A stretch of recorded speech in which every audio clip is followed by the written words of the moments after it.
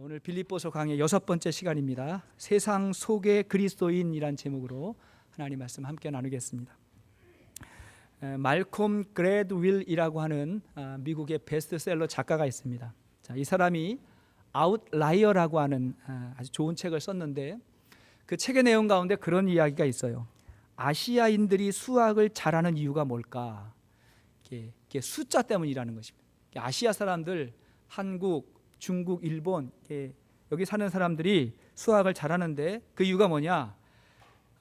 숫자를 읽는 발음이 짧고 규칙적이어서 암기가 쉽다는 것입니다. 거기에 이유가 있대요. 예를 들면 323, 695, 6588이라고 하는 숫자를 한국 사람들에게 20초 안에 암기하라 그러면 거의 다 암기한다는 것입니다. 사실 이거 제 전화번호거든요.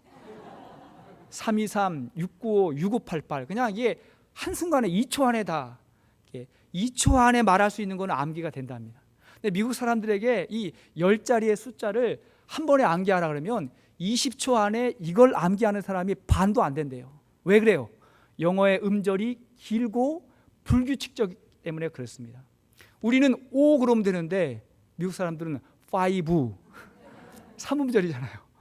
그러니까 이게 또 막 규칙적이지 않아요. 그래가지고 구구단을 외우는데 이게 약점이 있고 수학을 접하는데 매우 불편하다는 것입니다. 자, 보십시오. 마찬가지로 구원의 진리도 쉽고 명확해야 됩니다. 자, 우리의 구원의 진리는 쉽고 명확해야 돼요. 모든 종교와 모든 사람은 구원을 찾습니다. 구원을 갈망합니다. 근데 어떤 사람은 구원이 무엇인지도 모르고 평생을 사시는 분이 있고, 어떤 분은 평생 그 구원을 찾고 찾았지만 찾지 못했다고 말하는 그러한 사람, 그러한 종교도 많이 있습니다. 그러나 구원의 우리의 구원은 명확합니다. 왜 여러분 복음이 능력입니까? 예수 그리스도의 십자가와 부활이라는 명확한 믿음의 내용을 가지고 있기 때문에 그렇습니다. 자, 명확해요. 자, 로마서 5장 8절 이하의 말씀 보십시오. 로마서 5장 8절 이하의 말씀. 자, 시작. 우리가 아직 죄인 되었을 때에 그리스도께서 우리를 위하여 죽으심으로 하나님께서 우리에 대한 자기의 사랑을 확증하셨느니라. 그 다음에 그러면 이제 우리가 그의 피로 말미암아 의롭다 하심을 받았으니, 이게 구원이라는 것입니다. 자, 우리 모두는 다 죄인들입니다. 죄인은 자기의 힘과 노력으로 구원에 이를 수 없는, 의에 이를 수 없는 불완전한 존재입니다. 그런 우리를 구원하시기 위해서 길이요 진리요 생명 되시는 예수께서 이 땅에 오셔서 구원의 길을 열어주셨습니다. 누구든지 예수를 믿는 자, 누구든지 주의 이름을 부르는 자들에게 구원을 선물로 주셨습니다. 우리는 이것을 복음이라고 말하고, 이 복음이 여러분 굉장히 간단한 것 같아도 이런 복음에 붙들린 자들에게 하나님의 능력이 나타나는 줄로 믿습니다. 자, 복음에는 하나님의 능력이 나타나요. 너무 명확해요. 너무 분명한 것입니다. 그래서 이러한 사도 바울이 감옥에서 찬양하고 감사하고, 지난 시간에 보아서 알지만 죽음도 두려워하지 아니하고, 그가 살아야 될 분명한 목적과 사명을 가지고 있었던 이유, 그것이 어디에 있었겠습니까? 그가 명확한 복음의 사람이었기 때문에 그런 것입니다. 그래서 이런 복음을 붙들고 복음 안에서 사는 사람은 세상 사람들과 다르지 않겠습니까? 아니, 달라야 되는 것입니다. 성경이 그것을 강조하고 있습니다. 자, 27절 말씀 보십시오. 27절 말씀 보니까 시작. 오직 너희는 그리스도의 복음에 합당하게 생활하라. 자, 여기까지요. 너희는 그리스도의 복음에 합당하게 생활하라. 이게 무슨 말입니까? 너희가 그리스도인으로서 합당하게 뭔가 다른 삶이 있다는 것입니다. 우리가 세상 사람들과 우리를 구별하는 기준이 어디 있을까요? 무엇이 다를까요?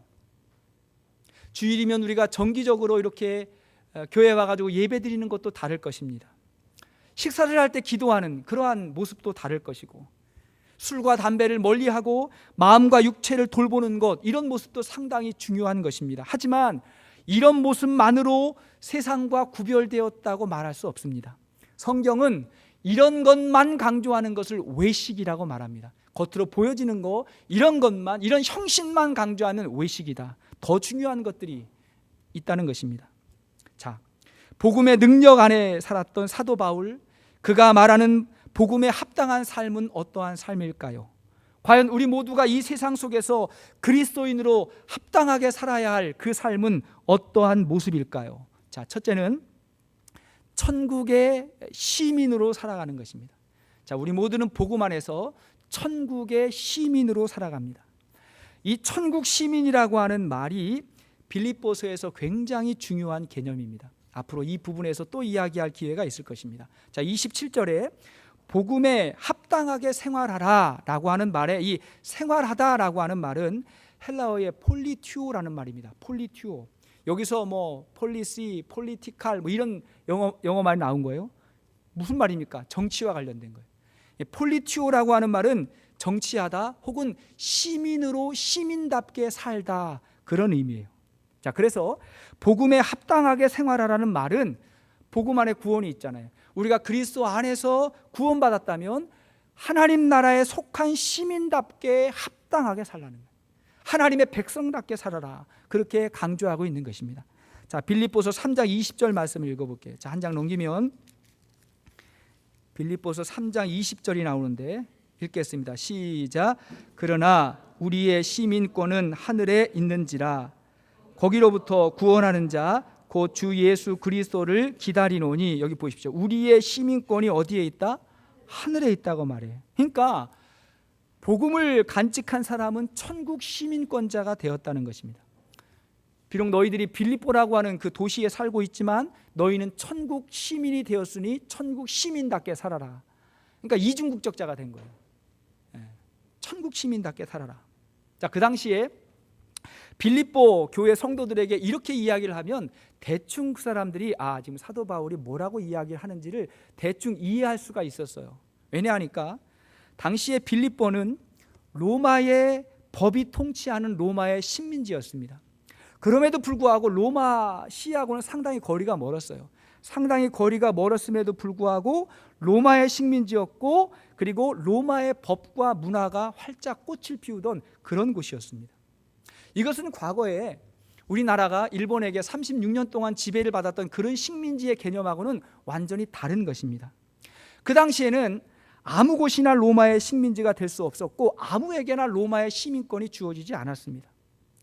로마가 정해놓은 높은 수준의 도덕적인 기준이 있었고 군사적인 질서가 있었고 사회의 제도가 필요했습니다. 자, 그러한 조건이 충족이 되면 로마의 원로 회의를 거쳐서 그것이 로마의 식민지가 된다는 거예요. 그렇게 로마의 식민지가 되면 로마 사람들이 이주해 와요. 특별히 로마의 엘리트들 혹은 이 퇴역 군인들, 이런 사람들이 이주해 와가지고 그것을 로마와 같은 수준의 도시로 만들어버리고 그렇게 살았던 거예요. 당시에 빌립보에는 노예들, 떠돌이, 야만족, 여행자들, 이런 많은 사람들이 뒤섞여 살았지만 그 중에 특정한 사람들만이 로마의 시민권을 가지고 있었고 그들은 로마의 법과 질서 속에 살면서 로마가 그들을 보호해 준 거예요. 로마는 아니에요. 떨어져 있어요. 그러나 로마가 그들을 보호해줘요. 지켜줘요. 그들은 그곳에서 로마의 법을 따라요. 그래서 성경을 보면 사도 바울이 자신이 로마의 시민권자임을 강조할 때가 있잖아요. 그게 특권이었기 때문에 그런 것입니다. 자, 그러므로 여기서 바울이 강조하는 이유가 있어요. 강조하는 게 뭐냐면 너희가 빌립보에 살지만 로마의 시민권자로 사는 것처럼 너희는 로마의 시민일 뿐만이 아니라 천국의 시민으로 살아야 한다는 것입니다. 너희의 원래 본향, 그리고 다시 돌아가야 될 본국이 바로 천국이고, 그리고 천국 시민의 합당한 삶을 살라는 것입니다. 할렐루야. 여러분, 이게 좋은 거예요, 안 좋은 거예요? 좋은 거거든요. 이 말이 우리에게도 그대로 적용이 됩니다. 우리도 미국 땅에 살지만 천국 시민이 되었어요. 당연히 우리는 미국 땅에서 미국의 법과 질서를 지켜야 되지만 한편으로는 하늘나라의 법과 질서를 따르는 것입니다. 그것이 복음에 합당한 삶이고, 그리고 우리는 그걸 자랑스러워해요. 그걸 기뻐해요. 더 높은 차원의 삶이기 때문에, 그게 그 삶 가운데 하나님의 복이 있기 때문에 그렇습니다. 시편 1편 말씀에 뭐라 했어요? 복 있는 사람은 악인의 꾀를 따르지 아니하고 죄인의 길에 서지 아니하고 오만한 자들의 자리에 앉지 아니하고, 그 다음 뭐라 해요? 오직 여호와의 율법을 주야로 묵상하여 그것을 즐거워한다. 그러니까 하나님의 법을 묵상하고 즐거워해요. 세상 사람들은 몰라요. 안 지켜요. 무시해요. 근데 우리는 그걸 즐거워해요. 왜 그래요? 그 안에 우리가 마땅히 살아야 될 진리의 길이, 전혀 다른 차원의 삶이 그곳에 펼쳐지기 때문에 그런 것입니다. 여기엔 두 가지의 의미가 있다고 생각해요. 하나는 뭐냐면, 우리가 천국 시민으로 살면 더 높은 수준의 법을 따르기 때문에 우리의 삶도 더 성숙해집니다. 우리가 미국 법만 따르지 아니하고 천국 법까지 우리가 지켜 살면 우리의 가정과 우리의 삶이 더 성숙한 삶이 되는 줄로 믿습니다. 두 번째 이유는 뭐냐면, 하늘의 법에 속한 사람에게 하나님의 인도와 보호하심이 있어요. 하나님의 권위 아래에 있는 사람, 하나님의 질서 아래에 있는 사람에게 하나님의 인도와 보호하심이 있다고 성경은 말하는 것입니다. 저는 우리 모두가 천국의 시민이 되는 것을 감사할 수 있기를 바랍니다. 이 땅에서 천국의 법을 따라 살아가는 것을 자랑스러워할 수 있기를 바랍니다. 여기서 세상 사람들하고 차이가 나는 거예요. 법이 다르고 기준이 다르기 때문에 삶의 수준이 달라지는 것입니다. 자, 두 번째, 그렇게 우리가 천국의 시민으로 살아갈 때 중요한 게 뭐냐면 교회 공동체와 함께하는 것입니다. 자, 천국 시민은 교회 공동체와 함께 살아갑니다. 교회는 천국을 경험하고 천국의 삶을 훈련받는 곳이에요. 우리가 이 세상에 태어나면 아주 자연스럽게 국적이 부여되고 가족이 생깁니다.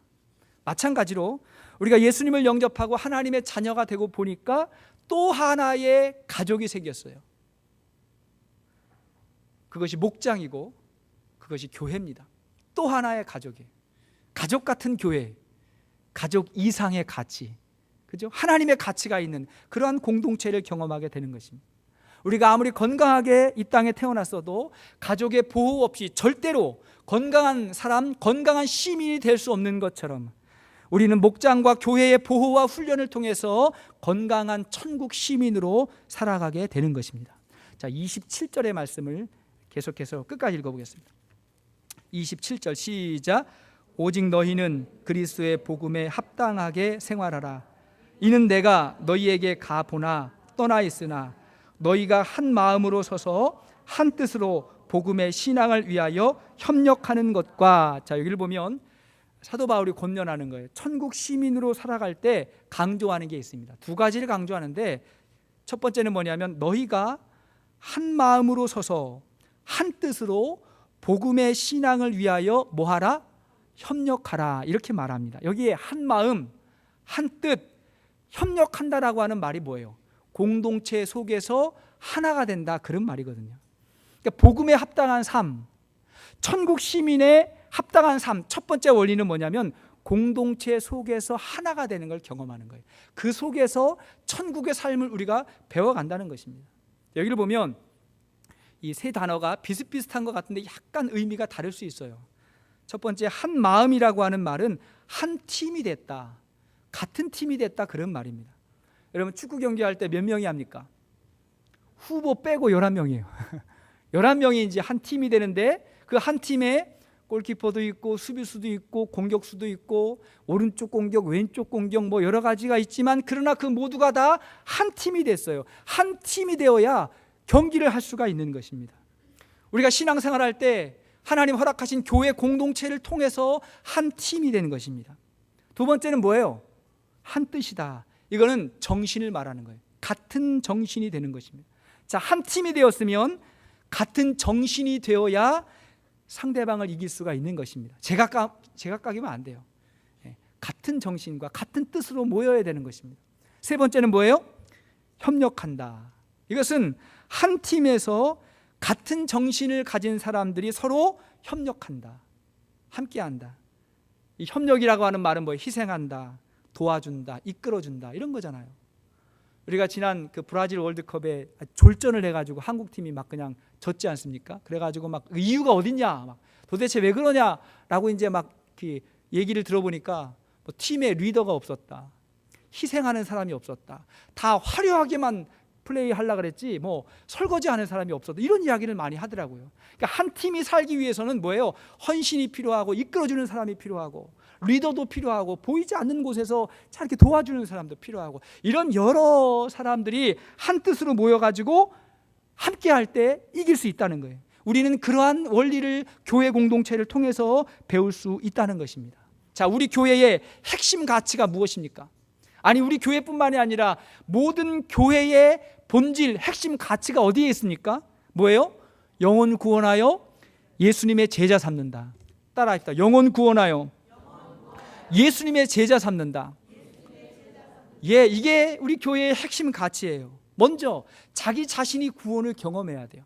구원이 뭔지 모르면 안 돼. 내가 경험해야 돼. 그 기쁨을 내가 누려야 돼요. 내가 먼저 누리면 그 다음에 다른 그 어떤 사람이 구원받을 수 있도록 내가 도와주고, 구원뿐만이 아니라 그가 예수님의 제자로 설 수 있도록 도와주고 이끌어주고 기도하는 것, 이러한 삶 가운데 우리는 하나님 나라와 그의 의를 경험하게 되고 그 속에서 내가 천국 백성으로 훈련받고 성장하게 되는 것입니다. 할렐루야. 천국의 삶을 어디서 경험할 수 있겠어요? 어디서 훈련해요? 교회예요. 목장을 통해서 섬기면서 헌신하면서 그러면서 경험하는 것입니다. 여러분, 세상의 어느 교회나 어느 성도도 완벽하지 않습니다. 완벽하지 않아요. 교인들은 결코 완전하지도 않고 성자는 더욱 아닙니다. 옆에 분들 한번 얼굴을 보세요. 성자가 여기 있나? 이름이 성자 말고요. 성자 같은 분 있으세요? 더러 있죠. 얼굴이 참 밝고 다들 예쁘신데. 그러나 스스로 성자라고 할 수 있는 사람이 그렇게 많지가 않습니다. 우리는 죄인이기 때문에, 우리가 부족하기 때문에 예수님 믿는 거지, 예수님을 믿을 만큼의 그런 성숙함이 이미 있어서 우리가 신앙생활하는 거 아니라는 것입니다. 이 부분에서 세상 사람들이 오해할 때가 있어요. 세상 사람들은 그래도 교인들은 좀 우리하고 달라야 되지 않을까, 성자는 아니어도 성도는 돼야 되지 않을까, 그렇게 생각하는데 그렇지 않을 때 좀 실망할 때가 있습니다. 저는 그들의 그러한 기대가 결코 나쁘지 않다고 생각합니다. 기대를 갖는 건 좋은 거예요. 나쁘지 않아요. 그러나 우리가 실망할 거 없어요. 왜냐하면 교회는 천국을 경험하고 훈련받는 곳이지 교회가 천국은 아니에요. 중요한 건 이 속에서 우리가 한 마음으로 한 뜻으로 협력하면서 변화되는 모습을 보는 것이 중요한 것입니다. 따라합시다. 변화되는 것, 그것이 중요합니다. 종종 우리 성도님들 주위에 있는 분들이 이야기하잖아요. 이분이 달라졌다고, 이분이 변화됐다고. 그래서 뭐가 그렇게 달라졌는지 궁금해서 우리 교회에 오게 됐다고 그러는 분들 여기 많이 있지 않습니까? 성자까지는 아닐지라도 뭔가 달라진 변화의 모습이 있는 거예요. 그게 천국 백성의 삶인 것입니다. 대부분의 교회에서 흔히 듣는 이야기가 있어요. 거의 예외 없이 뭐냐면, 시험을 줬다고 하는 사람은 없는데 시험 받았다고 하는 사람은 너무 많은 거예요. 아니, 시험을 줘야 시험을 받는 거잖아요. 근데 아무리 어떤 교회를 가봐도 시험 줬다는 사람은 아무도 없어. 그냥 시험 받았다는 사람만 있어요. 그러니까 생각해 보면 아무 생각 없이 별 의미 없이 그냥 툭 던진 말인데, 나는 그게 시험이라고도 생각 안 하는데 저 사람은 그 얘기 듣고 시험 든 거예요. 그러면 생각해 보세요. 아무 생각 없이 그냥 말하는 사람이 더 나쁜 거예요? 아니면 생각 없는 말에 시험 든 사람이 더 나쁜 거예요? 누가 더 나쁜 거예요? 둘 다지 뭐. 둘 다잖아요. 그 예전에 제 페이스북 친구가 올린 동영상을 제가 보게 됐는데 참 의미 있는 내용이었는데, 그 한국의 장경동 목사님 있지 않습니까? 그분이 몇 해 전에 이제 방송국에 많이 나왔는데, 일반 공중파 방송국에 많이 나왔는데 거기서 하셨던 말씀이 그 동영상으로 나왔더라고요.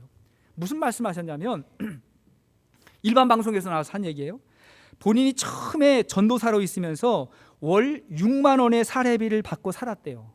옛날 이야기니까 지금하고는 좀 화폐 가치가 좀 다릅니다. 월 6만 원을 받고 사셨는데 거기서 3만 원은 월세를 주고 6천 원은 11조를 드리고 나머지 주일원금을 드리고 나니까 2만 원으로 한 달을 사셨답니다. 그런데도 본인은 고생인지 모르고 그냥 행복하게만 사셨대요. 참 행복하다 하고 기쁘게 사셨답니다. 그러던 어느 날 주인집 아주머니 집에서 김치를 하는데 그 장 목사님 사모님이 김치를 도와주시게 된 거예요. 같이 이제 마당에 앉아가지고 이제 김치를 하셨습니다. 일이 다 끝나고 난 다음에 남은 배추 조가리가 있어서 이 사모님이 그것을 주우셨대요. 왜냐하니까 그걸로 겉절이나 시래기 이런 거 이제 해 드시려고, 워낙 없을 때니까 그거를 주우셨대요. 근데 그 주인집 아주머님이 하시는 말씀이 뭐냐면, 그거 뭐 하려 그래? 돼지 줄라 그래? 그러더래요. 갑자기 그 얘기를 듣는 순간 이거 내가 먹으려고 하는데 돼지하고 연결이 되니까 굉장히 마음이 좀 언짢았던 거예요. 언짢았는데 가만 보니까 이분이 아무 생각 없이 그런 말을 하신 거예요. 그래, 내가 이거 상처받으면 안 되겠다 하고 사모님이 그냥 넘기셨대요. 넘기시고 잊었어요. 그리고 시간이 지난 다음에 먹고 살만할 즈음에 그 이야기를 목사님에게 했다는 것입니다. 그때는 안 했어요. 왜? 속상할까 봐. 그때 이야기하면 남편이 미안할까 봐 그 얘기 안 하고 다 시간이 지난 다음에 그 얘기를 한 것입니다. 여기서 목사님이 세 가지의 원리를 깨달았대요. 중요한 것입니다. 첫째는 뭐냐면 내가 생각 없이 한 말에 남이 상처를 받는구나. 분명히 그 주인집 아주머니 생각 없이 한 말이에요. 기억도 못할 거예요. 근데 남이 상처를 받는 거예요. 여러분, 말할 때 조심하십시오. 말을 너무 많이 하지 마십시오. 말을 많이 하면 실수도 많이 하는 것입니다. 야고보서에 뭐라 했어요? 선생이 되려고 애쓰지 말아라. 자꾸 가르치려고 애쓰지 말아라. 우리가 교회에서나 신앙적으로 교제할 때 자꾸 가르치려고 하지 마세요. 그냥 들어주세요. 실수를 많이 할 수 있기 때문에 그렇습니다. 두 번째, 남이 생각 없이 한 말에 상처받는 일이 없어야 되겠다. 그런 거예요. 생각해 보십시오. 일부러 의도적으로 상처 주려고 한 말도 상처 안 받는 것이 성숙한 사람인데, 저 사람이 나를 공격해도 난 상처 안 받아, 난 예수님의 사랑 안에 있는 사람이야, 이렇게 생각하는 것이 그게 성숙한 사람인데, 의도하지도 않은 말 가지고 상처받을 이유가 있을까? 그런 생각을 했다는 거예요. 맞아요, 틀려요? 대답해 보세요. 그죠? 의도하지 않았는데 상처받지 말아야 되겠다. 세 번째, 이런 이야기 하셨어요. 고생할 때는 그것이 상처가 되지만 그 순간을 벗어나면 아름다운 추억이 되는구나. 그랬던 거예요. 훗날 그 얘기를 하는데 그럴 때가 있었지. 흐뭇한 거예요. 우리가 간증하고 우리가 이제 사람들에게 나눔할 때 보십시오. 다 옛날에 좀 어려웠던 일, 힘들었던 일, 근데 그걸 믿음으로 극복했던 거, 그걸 가지고 우리가 이야기하지 않습니까? 현재의 고난이 장차 임할 영광에 좋게 비교할 수 없을 것입니다. 우리가 이 땅에 믿음으로 살았던 많은 일들 하나님 앞에 가서 아름다운 추억이 될 것입니다. 승리하실 수 있기를 바랍니다. 그러므로 교회에서 상처받았다고 하는 사람이 없기를 바랍니다. 자, 따라해서 상처 안 받습니다. 옆에 있는 분 보시고 상처 줘도 나 상처 안 받아. 시작. 상처 줘도 나 상처 안 받아. 상처를 주려고 해도 난 상처 안 받는 것입니다. 그래도 여러분 보시고, 그래도 제가 어느 곳을 가도 세상 어느 곳을 가봐도 교회처럼 사랑이 많고 교회처럼 친절하고 따뜻한 곳이 어디에 있습니까? 이런 교회에서도 우리가 잘 적응하지 못한다면 어디에 가서 우리가 살 수가 있겠습니까? 교회는요, 기도하는 사람도 있고 기도하게 만드는 사람도 있어요. 기도하게 만드는 사람만 있으면 그 교회 아주 문제가 심각합니다. 그 사람 때문에 늘 시험 들고 갈등하고 싸움이 끊이지 않을 것입니다. 그러나 기도하는 사람만 있어도 안 돼요. 기도거리가 있어야 될 거 아니에요. 그래서 기도하는 사람도 있고 기도하게 하는 사람도 있고 성숙한 사람도 있고 부족한 사람도 있고, 그런 사람들이 함께 모여서 그래서 같이 한 마음과 한 뜻으로 협력해서 하나님의 나라를 이루는 주의 몸된 교회 될 수 있기를 주의 이름으로 축원합니다. 세 번째, 자, 복음에 합당한 삶, 천국의 시민답게 살아가는 두 번째 모습을 바울이 뭐라고 이야기하냐면 28절 말씀을 읽어보십시오. 28절이에요. 자, 시작. 무슨 일에든지 대적하는 자들 때문에 두려워하지 아니하는 이 일을 듣고자 함이라. 이것이 그들에게는 멸망의 증거요 너희에게는 구원의 증거니 이는 하나님께로부터 난 것이라. 자, 여기를 보십시오. 자, 천국 시민답게 사는 두 번째 원리는 뭐냐면요, 예수님을 위해서 고난을 감수하는 것입니다.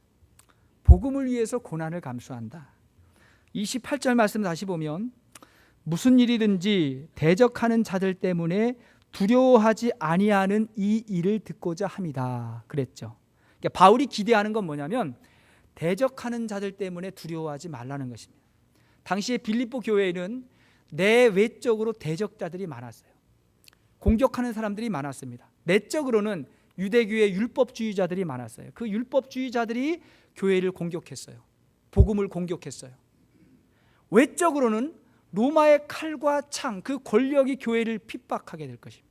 그런 상황이 있었어요. 그때 여기서 바울이 아주 중요한 말을 해요. 바로 그때 두려워하지 않는 사람이 구원의 증거가 되고, 그때 두려워 떠는 사람이 멸망의 증거가 된다는 것입니다. 자, 기억하십시오. 태산과 같은 문제가 있다고 하더라도 천국 시민은 그 문제로 인해서 절망하고 포기하지 않습니다. 두려워하지만 않습니다. 그게 뭐의 증거라고요? 구원의 증거다. 이게 구원의 증거다. 자, 그러면서 29절 말씀을 계속 읽어보세요. 29절 시작. 그리스도를 위하여 너희에게 은혜를 주신 것은 다만 그를 믿을 뿐 아니라 또한 그를 위하여 고난도 받게 하려 함이다. 뭐라 했어요? 믿을 뿐만이 아니라 그를 위하여 고난도 받게 하려 하심이라. 자, 여기를 보면 믿음의 증거가 또 있습니다. 예수님을 위해서 고난의 자리까지 갈 수 있는가 하는 것입니다. 이것이 진정한 그리스도인의 증거라는 거예요. 이것이 구원의 증거라는 것입니다. 제가 늘 말씀드리지만 미국 땅에 살고 있는 우리가 신앙 때문에, 복음 때문에 박해를 받는 그런 지역이 아닙니다. 우리는 신앙생활 잘한다고 박해받는 그런 나라는 아니에요. 오히려 우리는 세상의 고난을 피해서 더 좋고 편안하고 유익한 그런 삶을 위해서 교회에 온 분들이 많습니다. 자, 그렇죠. 교회는 구원의 방주요 하나님의 품입니다. 하나님의 날개 아래예요. 자, 그러나 그리스도인들을 위한 이 시대의 교회가 고난이 없는 시대가 돼버렸기 때문에 우리의 신앙이 너무나 가벼워진 것도 사실이에요. 이걸 우리가 인정해야 됩니다. 너무 가벼워요. 조금만 힘들면 간다 그러고, 시험 들었다 그러고, 오히려 그리스도를 위해서 고난의 자리로 나아가야 되는데, 그잖아요. 너무 신앙이 이렇게 얄팍해져 있다는 것도 사실인 것입니다. 분명히 말씀드리는데 이 말에 상처받지 마세요. 믿음으로 받으세요. 오늘날 신앙 때문에 핍박받는 나라가 아직도 있습니다. 아직도 기독교는 핍박받는 종교입니다. 우리가 텔레비전 뉴스를 통해서 알듯이 이라크에 있는 그리스도인들, 아프가니스탄, 시리아, 이집트, 중국, 북한, 인도, 세계 곳곳에서 아직도 핍박받고 있는 그리스도인들이 많습니다. 근데 그들이 그 어려움 가운데서도 믿음 지키는 이유가 뭐예요? 이게 진리이기 때문에, 이게 구원이기 때문에.